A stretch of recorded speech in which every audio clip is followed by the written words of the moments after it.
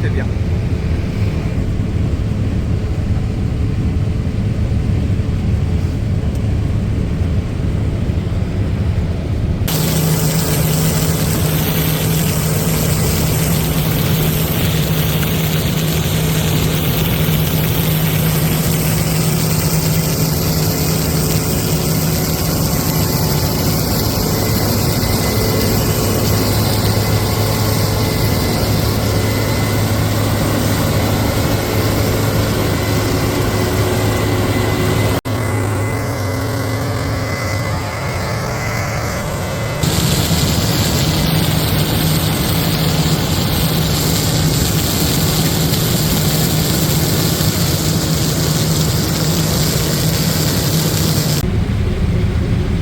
Bonjour à tous, bienvenue sur l'atelier agricole. Aujourd'hui on est dans la moisson du maïs. La moisson se passe super bien, elle est bientôt finie, hein. D'ailleurs je me dépêche parce que il y a de la flotte qui arrive, hein. On va se faire doucher.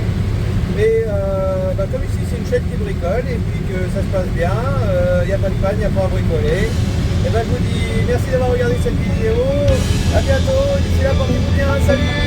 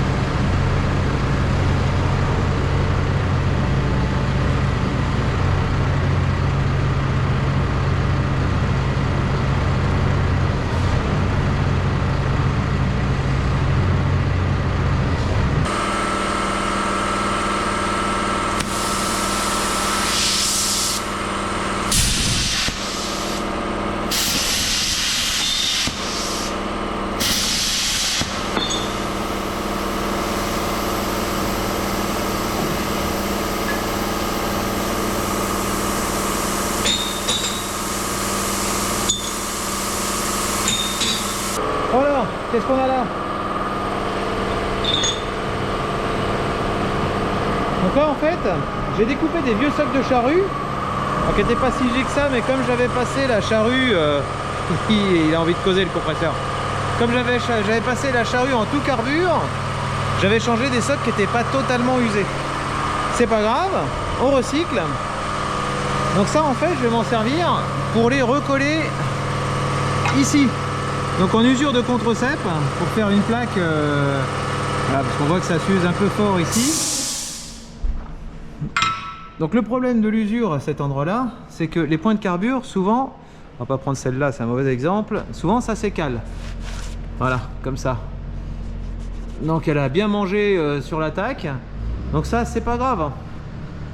C'est pas grave parce que moi j'ai récupéré des tétines de trancheuse ou de gratteuse à bitume. Et du coup je renforce version TP. Voilà, donc là ça pour user ça, là on peut se lever de bonne heure. Donc à partir du moment où on a ça, ça s'use beaucoup moins ici. Le seul problème c'est que quand on écale la pointe, il se passe quand même un certain temps où ça va bien limer et le frottement il est constant ici. Donc l'usure va très vite. Et comme le contre-cep c'est ce qui guide la charrue dans l'alignement par rapport au tracteur, bah forcément plus c'est usé, moins la charrue travaille bien. Donc plutôt que de changer les pièces à tout bout de champ, bah moi je préfère les prolonger comme ça. Pareil, je fais des pièces. Donc là, on a récupéré. C'est Lucas, mon apprenti, que je vais vous présenter tout à l'heure, qui m'a découpé les vieilles pointes du Canadien frontal en petits morceaux comme ça. Donc ça ressemble pas à grand chose, mais en fait on va les plaquer ici et je vais les ressouder pour faire pareil une plaque d'usure supplémentaire, voilà, pour écarter un petit peu la terre de tout ça. Je l'ai déjà fait sur la partie du bas. Hop, voilà, il fait complètement pas jour, donc c'est pas beau à voir, mais et bah du coup la partie basse est faite déjà. Donc on a la plaque d'usure du contre-cep qui est là, la rustine pour écarter la terre. Voilà, ça joue un peu le rôle d'un rechargement qu'on ferait avec du fil à souder ou de la baguette tubulaire, mais avec de la soudure classique et en recyclant des vieilles pièces dans un acier qui est plus à même de supporter l'usure. Hein. Donc là, pourquoi je fais ça avec du soc de charrue, c'est parce que c'est de l'acier qui est enrichi et du coup ça résiste mieux à l'usure. Hein, t'es prêt? Donc voilà, je vous ai parlé de mon apprenti, donc le voilà. Salut Lucas. Donc c'est quoi ton parcours? Bah, je vais faire un bac pro CGEA en alternance. Puis, avant, j'ai fait un CAP en mécanique agricole. Puis moi, je suis retrouvé là. Voilà, donc du coup, profil qui fait déjà un gars qui fait un peu de la mécanique. Donc de ce côté-là, on sort un petit peu des sentiers battus de la concession. Et il apprend le système D. Voilà, pour bricoler, faire des... rapiécer avec des bouts de ficelle, des machins et tout ça. Enfin voilà, le but du jeu des fois c'est que le matériel fonctionne un vendredi soir plutôt que d'attendre la pièce le lundi matin. Et là comme il pleut, voilà, la météo elle est complètement pourrie. Donc c'est entretien du matos. Donc là vous avez vu la charrue. La charrue chez moi normalement elle sert pas pour les semis de blé, mais je sais pas, j'ai l'impression que cette année elle va pas avoir le choix, il va falloir qu'elle sorte. Et pour éviter pour faire en sorte de la sortir le plus tard possible, là, on va démonter sur le CLC, on va démonter tout le rouleau à l'arrière, les disques niveleurs, enfin on va le déshabiller. L'idée ça va être de faire le déchômage le plus grossier possible, le plus désuni possible et le plus aéré. Il n'y aura pas de tassement derrière, rien du tout, comme ça va fleurir presque aussi vite, voire même plus vite qu'un labour. Voilà, c'est des trucs que j'ai déjà fait, c'est un petit peu à l'arrache, mais ça fait de bons résultats. Voilà, bon, on va bricoler un petit peu.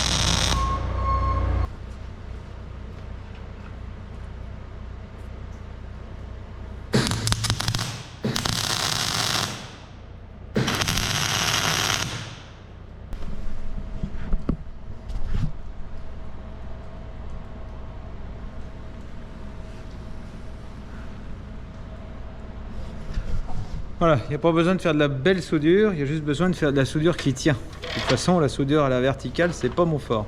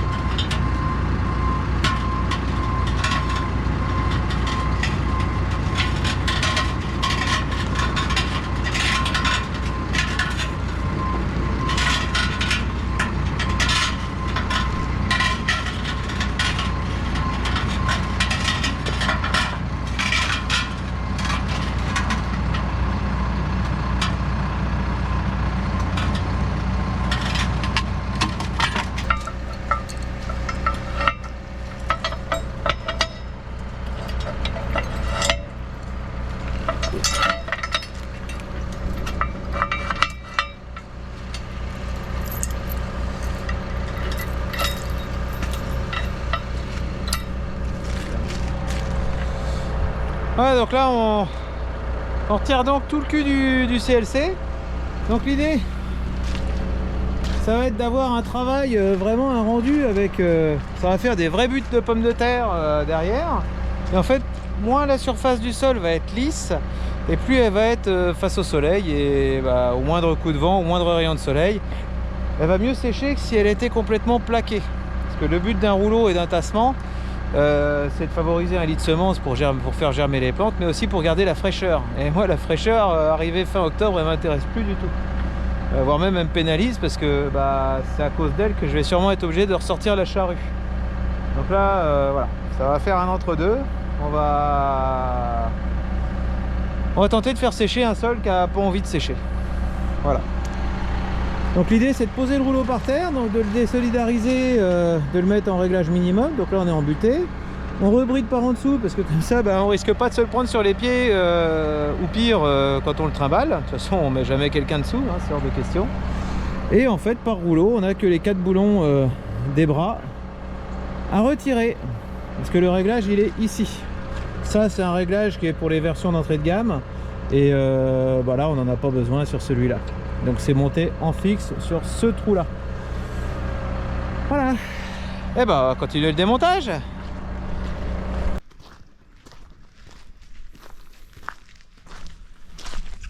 voilà, donc d'un seul coup il va être beaucoup plus léger pour le tracteur. Par contre on va quand même laisser la masse, parce que là ça va être une question d'adhérence. Parce que comme il n'y a pas de contrôle, il n'y a plus de contrôle de profondeur, on va tout faire au contrôle d'effort, et il y a des moments ça peut piquer drôlement fort. Il faut quand même avoir un bon taxi devant. Et voilà. Donc démontage pas très conventionnel pour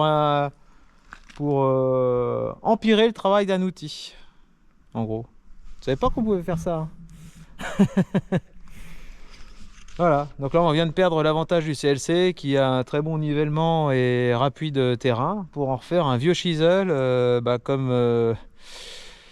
comme ils avaient dans les générations précédentes. Les vieux chisels, John Deere, Case, Stripel, que tout le monde avait, et dont on s'est débarrassé. Un petit peu à regret. C'est vrai que j'aurais toujours mon vieux chisel John Deere, j'aurais pas besoin de faire ça. Mais bon, on peut pas garder tous les outils qu'on a eu. Voilà.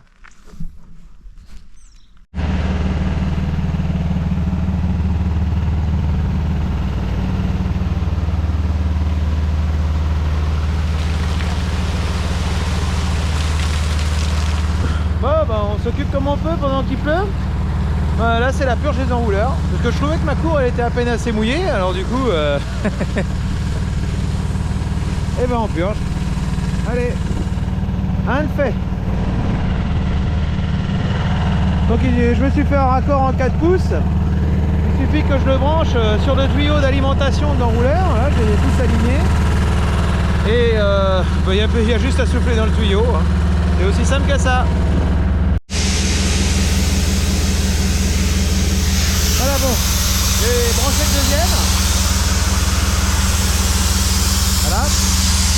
Je les prends pas dans l'ordre parce qu'il faut que je récupère ma pincetto qui tient la planche, qui tient une pièce à chaque fois sur un enrouleur.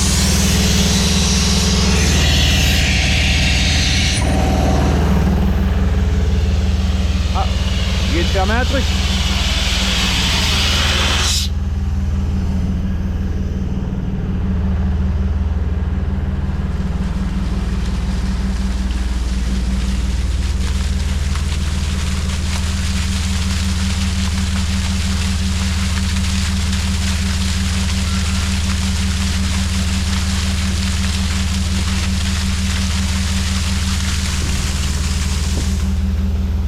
Voilà, ça va encore assez vite, hein. Celui-là ça va durer quoi 5 minutes à peu près.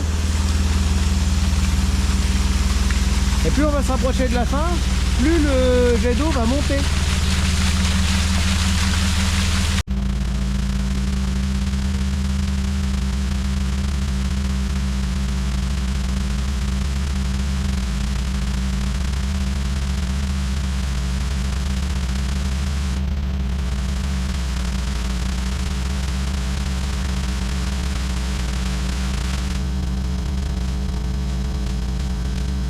Je les laisse toujours tourner un petit peu, comme ça, ça permet de vider un petit peu l'eau résiduelle avant qu'elle retombe dans les annelures du tuyau.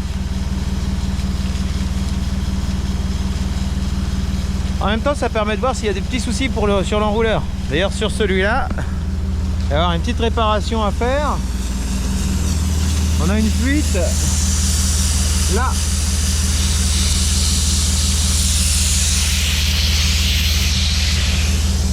Le raccord il est fendu.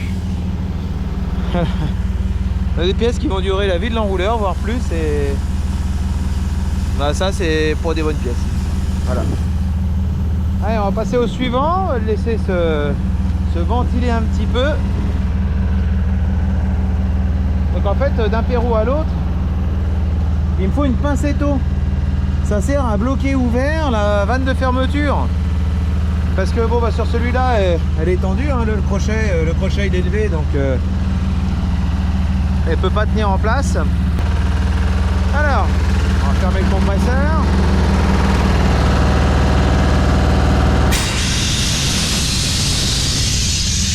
Alors j'ouvre la deuxième vanne, c'est pour lui éviter de reculer. Voilà, ça sert à rien de le faire forcer, c'est un vieux machin. Et je vais pas l'arrêter non plus parce que le volant moteur il est un peu naze, il a été abîmé au niveau de l'entraînement par le démarreur.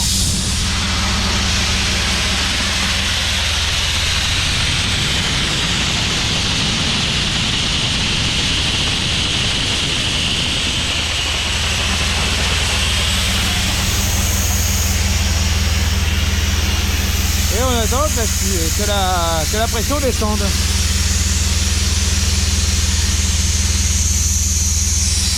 Il peut prendre un certain temps.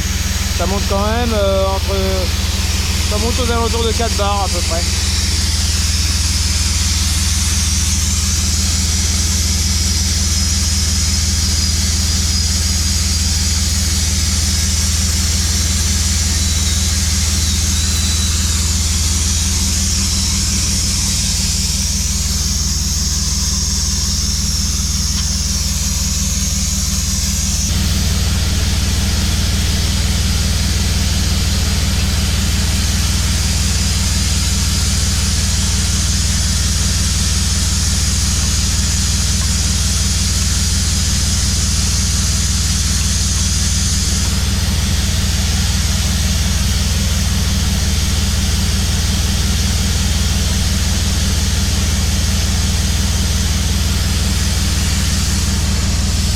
Bon, je vais vérifier que j'ai pas fait de conneries derrière parce que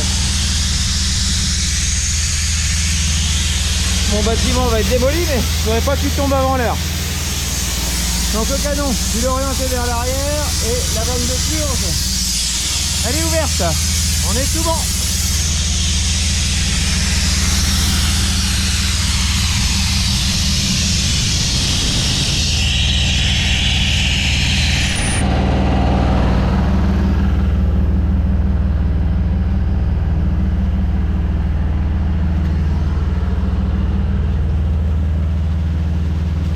parti. Alors là, je vais me faire mouiller.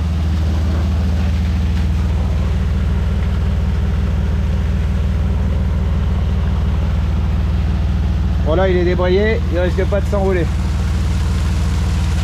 Ça a quand même de la patate, hein. Alors avec ceux-là, avec les deux derniers, c'est pour ça que je l'ai fait à la fin. J'ai plus de vente de purge. À la sortie, ça avait craqué. Et du coup, bah, sur celui-là, j'ai soudé. Sur l'autre, j'ai trouvé une autre solution. Ça se purge aussi, hein, c'est pareil. Sauf que le jet est beaucoup plus fort, beaucoup plus grand. Et du coup, je le fais arroser sur un autre enrouleur. Ça me permet d'éviter de faire un trou dans ma cour. Parce que une quantité d'eau comme ça, sur de goudron, enfin un vieux goudron qui tient pas trop, on n'a pas pour longtemps à faire un trou.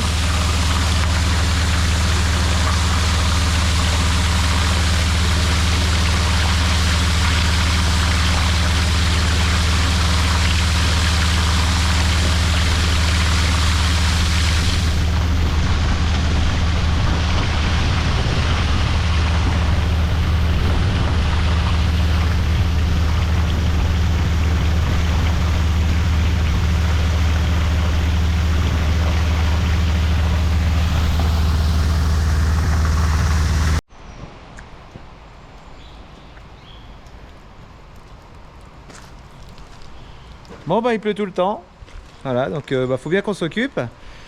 Encore le contre-jour, c'est sympa. Donc pour s'occuper, bah, les enrouleurs sont purgés. La moissonneuse est revenue, mais on va pas la souffler dehors sous la pluie. Donc pendant que Lucas change les dents du peigne, il y a quand même pas mal à récupérer, hein. Ça commençait à avoir du mal à travailler. En fait, je vais pouvoir récupérer des positions bien plus inclinées, parce que là je commençais à travailler droit comme un râteau et ça m'envoyait les débris végétaux au bout du champ. Donc pendant que Lucas s'occupe de ça et qu'il fait ça bien, faut le dire, ben moi je m'occupe du pulvé. Donc j'avais une petite panne. En fait j'avais les joints des vannes motorisées des tronçons qui... Oui, l'escabeau, c'est pas le meilleur. Voilà, les vannes motorisées, elles étaient foutues et j'en avais même une qui avait plus de joints. Parce qu'en fait, on a toute une série de joints sur un seul piston. Et moi, celui qui m'embêtait, c'est celui du bout. Voilà. Donc là, c'est un tout neuf. Mais là, on en a un vieux. Donc il a une forme qui est pas terrible. Et il y a d'autres joints qui étaient franchement pas top. Donc là l'idée c'est de tous les démonter un par un. Je fais ça en l'air parce que ça va être un bazar pas possible de démonter toute la rampe, tous les machins, de tout défaire, numéroter et tout ça. Enfin voilà, on va pas s'en sortir. Donc c'est plus facile de faire comme ça. Pour ça, j'ai commandé les kits de joints. Voilà, tout simplement. Dans les kits de joints, en fait, il y en a de trop. En fait, voilà. Le kit, il est là. Et moi, j'ai pas cette partie-là ici. La partie qui a cet autocollant. Donc ça, c'est les vannes de compensation. Moi, sur le mien, c'est une version plus récente. Qui a quand même 12 ans, mais c'est une version plus récente que celle avec des vannes de compensation. Et ma vanne de régulation est capable de tout faire. Donc il y a une partie des joints dont j'ai pas besoin. Donc je garde ça. Dedans, j'ai certains joints que j'ai changés, mais qui n'étaient pas encore trop mal. Et voilà, je m'occupe de faire vraiment tout ce qu'il y a autour de ce piston. Alors ce que ça me faisait tout simplement, c'est que j'avais un retour en cuve alors que j'avais pas besoin, donc par ce tuyau là ici, et ça revenait en cuve sur la première jonction en haut. On voit là. Alors vous allez me dire, c'est pas bien méchant du moment que ça revient en cuve. Le problème c'est que j'ai qu'un démimètre sur le pulvé. Donc j'ai pu corriger ça en changeant la valeur de ce débitmètre là. pour aligner la pression théorique qu'il y a dans le boîtier du tracteur avec la pression réelle qu'il y a sur ce manomètre là. Et je voyais qu'il y avait un problème parce que du coup j'avais demandé à David parce que David il a quasiment le même pulvé que moi et je lui ai demandé d'aller voir dans son boîtier la valeur du débitmètre. Donc il a une valeur à 690 impulsions au litre. Et moi, pour refaire correspondre les deux valeurs de pression du boîtier et de la réelle, il a fallu que je monte à 900. Donc je savais qu'il y avait, j'avais un bon 900, un bon 200 impulsions au litre qui allait pas dans mes buses en fait. Parce que j'ai pas de circulation continue. Donc en fait, comme j'ai pas de fuite par terre, c'était forcément un retour. Ou un défaut de logiciel. Mais voilà. Dès le premier, en fait, la première vanne motorisée que j'ai démontée, il n'y avait plus du tout de joints, ils étaient complètement désagrégés pour le circuit retour. Et je pouvais plus non plus, j'avais plus non plus accès, je pouvais plus faire mon automatisme de rinçage parce que j'avais trop de retour par rapport à ce que la pompe était capable d'amener de la cuve de rinçage. Donc là, tout ça, ça va revenir. Donc c'est la première panne sérieuse de mon pulvé en 12 ans, ce qui est quand même pas mal, hein. Et c'est que des joints à changer.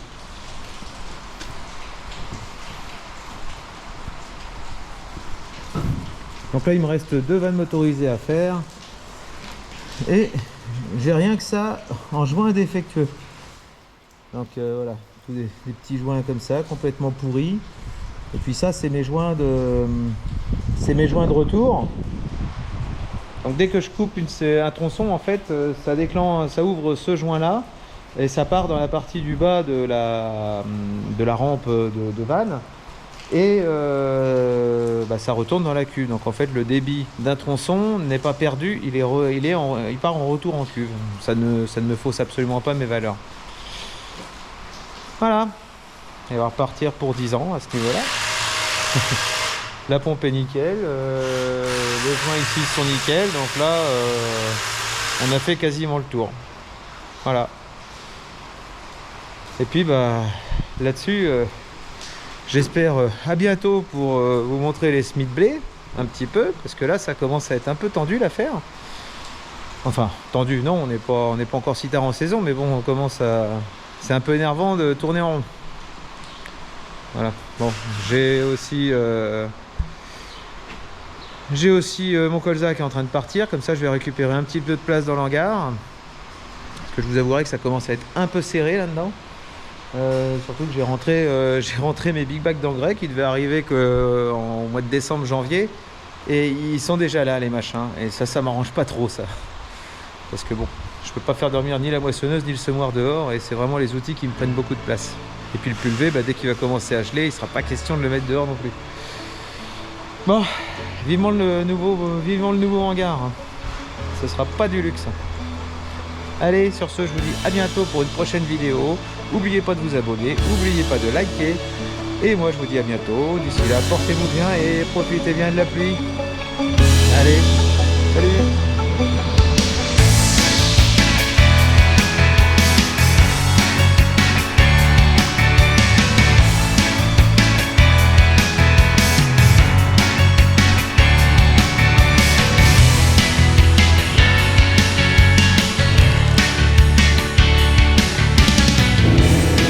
Bon ça y va. Mais c'est assez chaud les réglages. Si je pique trop à l'avant, je reste sur place. Et la rotative, je suis en 540 écho, ça suffit. Je vois pas de différence entre 1000 tours et là je suis à un bon 650 tours. Mais ouais. Bon ça ira, mais c'est limite, hein, c'est pas loin de coller aux roues.